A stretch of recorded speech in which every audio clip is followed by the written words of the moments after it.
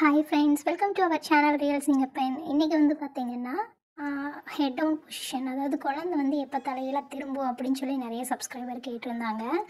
So இது வந்து பார்த்திங்க அப்படின்னா எந்த மாதத்துலேருந்து திரும்பும் அப்படின்னு பார்த்தீங்கன்னா 9 மாதம் ஃபுல்லாகவே உங்களுக்கு வந்து கம்ப்ளீட் ஆகணுங்க. ஒரு 36 வாரம் ஃபுல்லாகவே கம்ப்ளீட் ஆகிடுச்சுன்னா ஆட்டோமேட்டிக்காக வந்து குழந்தையோட தலை திரும்பிடும். முன்னாடியெல்லாம் வந்து பார்த்திங்கன்னா 32 வீக்ஸ்லேயும் ஒரு சிலருக்கு திரும்பிடும். இப்போல்லாம் வந்து பார்த்திங்கன்னா ஸ்கேனில் வந்து பார்த்திங்கன்னா 5 மந்த்லேயே திரும்பி இருக்குன்னு கூட சொல்கிறாங்க ஒரு சிலருக்கெல்லாம். ஸோ நம்ம சாப்பிடக்கூடிய பழக்க வழக்கம், நம்ம செய்கிற வேலை இதெல்லாம் பொறுத்து தான், சரிங்களா? அப்புறம் இன்னொரு சிஸ்டர் கேட்டிருந்தாங்க, செஃபாலிக் பொசிஷன் அப்படின்னாலே தலைகீழாக திரும்பிடுச்சுன்னு சொல்கிறாங்க. எனக்கு 5 மந்த் அனாமலி ஸ்கேன்லேயே செஃபாலிக் பொசிஷன்லாம் இருக்குது. ஸோ அப்போ கீழே தான் குழந்தையோட தலை இருக்கான்னு கேட்டிருந்தாங்க. ஸோ செஃபாலிக் பொசிஷன் அப்படின்னா குழந்தை வந்து தலைகீழாக திரும்பி இருக்குன்னு தான் அர்த்தம். குழந்தையோட தலை வந்து ஹெட் டவுன் கீழே தான் இருக்குன்னு தான் அர்த்தம். பட் ஆனால் அந்த டைமிங்கில் இப்போ நம்ம ஸ்கேன் எடுப்போம் பார்த்தீங்களா, அந்த டைமிங்கில் குழந்தையோட தலை எங்கே இருக்கோ அதை தான் அவங்க வந்து ஸ்கேனில் மென்ஷன் பண்ணுவாங்க, சரிங்களா? ஸோ அப்போ ஸ்கேன் எடுக்கும்போது உங்களுக்கே தெரியும் குழந்தை வந்து உள்ளே ரொட்டேட் ஆகிட்டே இருக்கும். ஸோ சுற்றிக்கிட்டே இருக்கும். ஒரு 5 to 6 மந்த்துக்கு மேலெலாம் வந்து பார்த்திங்கன்னா நல்லாவே தெரியும் குழந்தை சுற்றுறது.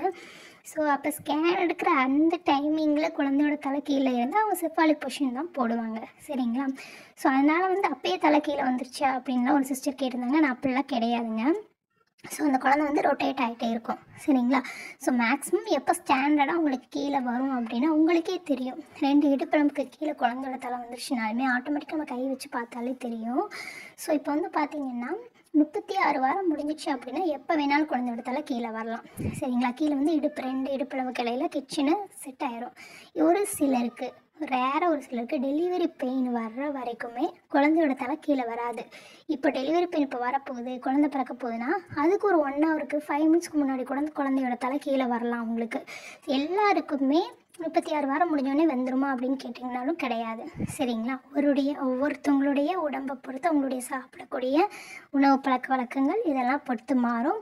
ஸோ 5 மந்த் 4 மந்த்லேயே செஃபாலிக் பொசிஷனில் தான் ஹெட் இருக்குது அப்படின்னு கேட்குறவங்களுக்கும் அதுதான் அந்த டைமிங்கில் ஸ்கேன் எடுக்கும்போது கீழே வந்து தலை இருந்துச்சுன்னா செஃபாலிக்குன்னு மென்ஷன் பண்ணுவாங்க, மேலே இருந்துன்னா ஹெட் அப் பொசிஷன் அப்படின்னு சொல்லி மென்ஷன் பண்ணுவாங்க. ஸோ அதனால் அதை வச்சு நீங்கள் கன்ஃபியூஸ் ஆக வேணாம். ஸோ குழந்தையோட தலை வந்து கீழே வந்துருச்சு அப்படின்னாலே ஆட்டோமேட்டிக்காக, அதாவது ரொட்டேட் ஆகலை, குழந்தையோட தலை கீழே செட் ஆகிடுச்சு அப்படின்னாலே உங்களுக்கு டெலிவரி பெயின் வரப்போகுது அப்படின்னு அர்த்தம், சரிங்களா? ஸோ நிறைய பேர் வந்து டெலிவரி பெயின் சிம்டம்ஸ் கேட்டிருக்கீங்க.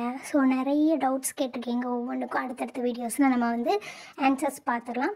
ஸோ நீங்கள் செய்ய வேண்டியதெல்லாம் மறக்காமல் சேனலை சப்ஸ்கிரைப் பண்ணி வச்சுக்கோங்க. அப்போ தான் இது போல் பல யூஸ்ஃபுல்லான வீடியோஸ் உங்களுக்கு வந்துகிட்டே இருக்கும். Okay friends, thank you so much.